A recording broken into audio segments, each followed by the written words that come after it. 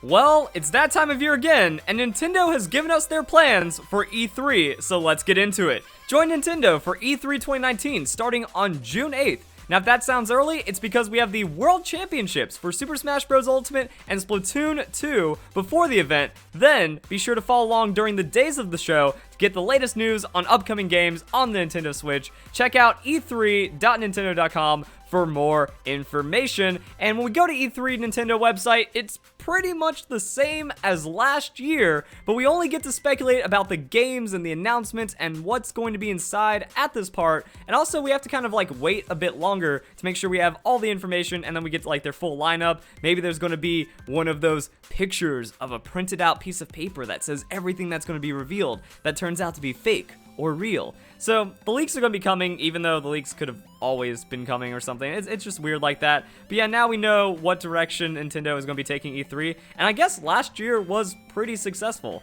because they did the Super Smash Bros. Ultimate demo. They also showed the not the E3, the Splatoon World Championships. And then they just went into some fire gameplay. So June 11th through the 13th is when the event happens, and then June 11th, 9 a.m. is when the Nintendo Direct is going to be kicking off, just like last year. Get up, actually you don't have to wake up as early as Pokemon trailers, those are like 6 a.m. So get to sleep in a little, then enjoy the show, and before that, if you care about Splatoon or the Super Smash Bros. Ultimate World Championships, that's going to be something to check out. Now, the Super Smash Bros. Ultimate World Championship is going to be not what people are expecting. It's not going to be like EVO or high-level competitive stuff. Remember when they did the North America qualifiers and that ended in the PAX East? Well, the winners from that, the top 3 players, they're now representing North America, and then there's going to be other divisions, and that's going to be the championships. Items allowed, potentially weird rule sets, like 3v3 team battles, or maybe 1v1 offs, I don't know. It says 3v3, so I'm guessing it's all team battles. Things are going to be a little jank. Things are going to be kind of crazy. And then the rest of it is going to be the Nintendo Treehouse Live. Now, if you remember the Nintendo Treehouse Live from 2018, it was pretty much just non-stop ultimate gameplay. However, we got something fun here. Get a Warp Pipe Pass. Help reduce your wait time at select demo games. And I was hoping that maybe Nintendo accidentally like self-leaked their own information, like, oh, maybe we can see what games are going to be up for demo for the Warp Pipe Pass, but that's not available just yet because additional registration information will be announced at a later time. So that's going to be the one we're looking for. Also, we can see like the official days and hours and how you register for that. So I mean, when they announce, that could be through a tweet, that might just be an update on the website.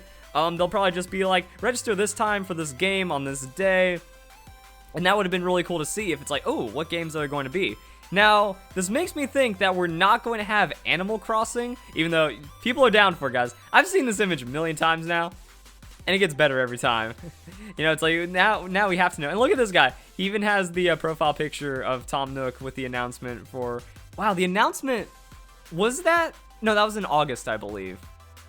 Or September. It's one of those directs. I was like trying to like get the timeline. Timeline's kind of weird. We're just kind of breaking down things that keep happening like this. So I don't think Animal Crossing will be playable at E3 because that would get in the way of the Warp Pipe Pass. That they'd have to announce Animal Crossing before they drop some kind of fire for the Nintendo Direct that they're having at the event, and then people will know about it, and then that will go away. So I'm guessing it's gonna be Pokemon Sword and Shield, Link's Awakening, Fire Emblem, and Super Mario Maker. And I don't know if they would use floor space on Super Smash Bros. Ultimate unless they're doing a character reveal. If there's a character reveal, then you can probably play test that character at the event, something like that. But that'd be a lot of space take up. I don't know. It's going to be interesting to see where that goes. And then looking at the Nintendo Direct for E3, it was pretty much all Super Smash Brothers. And my guess is that it's going to be all Mario Maker. Hopefully we get like 10, 15 minutes, a good amount of information about the Pokemon game, Pokemon Sword and Shield, but I don't think that's going to happen. Also, I wonder what's happening with Town from Game Freak. That keeps getting brought up whenever we're talking about like Nintendo Directs and new Pokemon, not Pokemon, but Game Freak games on the Switch and stuff. So, how I feel about Mario Maker 2 feels pretty much the same about Super Smash Bros. Ultimate. There's gonna be like some kind of crazy reveal that kind of ties things together, because this was when they did the everyone is here, like that. Like this was effectively Super Smash Bros. Ultimate Direct disguised as a Nintendo Direct.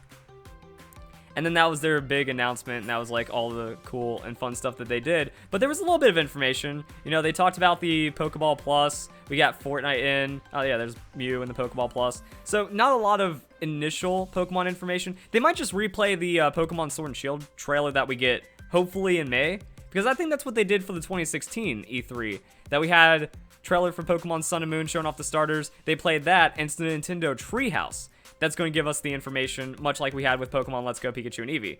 So we could get a new trailer, maybe not. Could be all the big information at the Nintendo Treehouse Live, because that's what happened with Pokemon Let's Go, that they did the Viridian Forest demo, and it was alright. It was pretty cool. It was fun to like watch this 40 minutes of gameplay like 20 times and get all the information about the game, because you're able to like figure out IVs, new catching mechanics, potential shinies and stuff, because people playing the game at E3 that were demoing were finding shiny Pokemon in the wild, which was pretty cool. And you get to just kind of learn about the game. So this is where it's going to be at. Instead of getting like a big Pokemon Switch Direct, instead of getting a big trailer, we're just going to have the demo play a couple times. And I wonder if they're going to do it like Super Smash Bros. Ultimate, that there was tons of demo gameplay, or if they're going to do it like not Pokemon Sun and Moon. Pokemon Sun and Moon didn't have demo. It was Breath of the Wild. Before Breath of the Wild came out, when like that E3 was just people playing whatever they could do in 40 minutes on Breath of the Wild, that was one of the demos that we saw. So, yeah. I'm trying to think about other things like relating to Pokemon Sun and Moon, stuff like that. If we go back to Korokoro, because Korokoro is relevant. Here we go. We have the Korokoro magazine cover. Since it is May 9th, we're getting close to those Korokoro leaks. But unfortunately, no Pokemon. However, that's okay, and it makes things even weirder, because for 2016, this was our May Korokoro, because the trailer for the starter reveal came after the Korokoro, so there's nothing to leak inside the Korokoro, because there was no information officially revealed at that time. Now, maybe there could be some Pokemon Sun and Moon information inside if we get a trailer tomorrow on May 10th.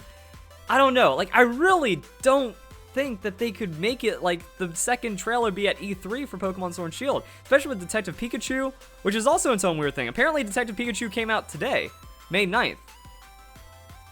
That's kind of strange to me. All the information I saw was saying like May 10th, but then I saw a commercial yesterday that said in theaters tomorrow, and there's showings for it today. So does that mean we're actually getting a Pokemon Sword and Shield trailer tomorrow because of that?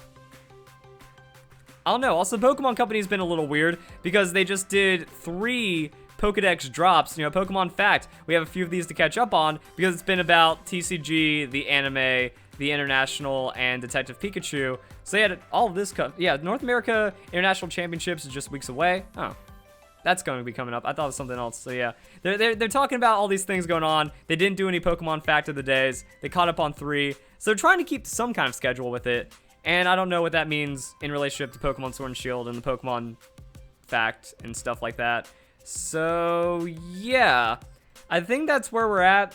I'm feeling like it's just going to be mostly Mario Maker, because with Super Smash Bros, you can't leak all of Super Smash Bros, or not leak, you can't reveal all of Super Smash Bros and make the game feel less. So that's what Sakurai did. There was just Smash Ultimate Directs, tons of information, 30 minutes of gameplay, or not gameplay, but like 30 minutes of trailer at E3, just talk about all the ridiculous things that are going on in this game, just more and more information, non-stop. It just kept on coming. So I think you can do the same with Mario Maker. Like, they could just show the entire game, and people won't be like, oh man, too bad they leaked everything, or they revealed everything, because it's all about the creativity when it comes to Mario Maker. That could be the demo. The demo could just be the full game and give people like 5 minutes to like look at the stage builder and 5 minutes to play some stages that have been made. They're also probably going to do a lot of that on like the Nintendo Treehouse. So there's going to be a lot of cool stuff to break down for Mario Maker, and the game only comes out 2 weeks after. Fire Emblem Three Houses, that's going to be in July. So there's some information, that's going to be some gameplay. Link's Awakening, that's a thing as well. So I don't know where Pokemon Sword and Shield is going to fall in. I hope they do more than just one 40-minute gameplay. They did that for Pokemon Sun and Moon. They did it for Pokemon Ultra Sun, Ultra Moon. And the question is this the game? Are they going to give Pokemon Sword and Shield the Smash Ultimate treatment from here on out? Or is Pokemon just going to do their Pokemon thing, and hopefully they give us enough information to keep the hype? I'm worried at this point because we don't have that trailer. They're not doing things differently. And I was hoping that they'd try to do even more than they did for Pokemon Sun and Moon, but it doesn't look that way, and everything else is about the same. Other than that, expect some announcements. I'm guessing Metroid 2020 will get like some kind of window, you know, like summer 2020 for Metroid Prime. Maybe, I wonder if they're pushing back Animal Crossing, because like, where's Animal Crossing going to fit? The lineup is kind of stacked right now when you have Fire Emblem, which has like a pretty cult following. Like, where are you going to drop in Animal Crossing between Mario Maker 2 and Pokemon and have that not in like get in the way of other IPs and stuff? And just in general, maybe they'll announce a new Smash DLC, and that's where that character will be playable. Something like that. So there we go, guys. I hope you all enjoyed the video. Give me your thoughts. Tell me how you feel about everything that's going on down below. In a couple days or weeks, you know, like mid to late May, we'll probably get like some kind of schedule, some kind of lineup. When they announce the Warp Pipe Pass, that'll give us a little bit of information as to what to expect. But until then, waiting for that Pokemon Sword and Shield trailer. This feels a lot like 2016. That's a good thing and a bad thing, and we'll just see where it goes from there. So, guys, enjoy the video. Hope you all have a nice day. Thank you very much for watching.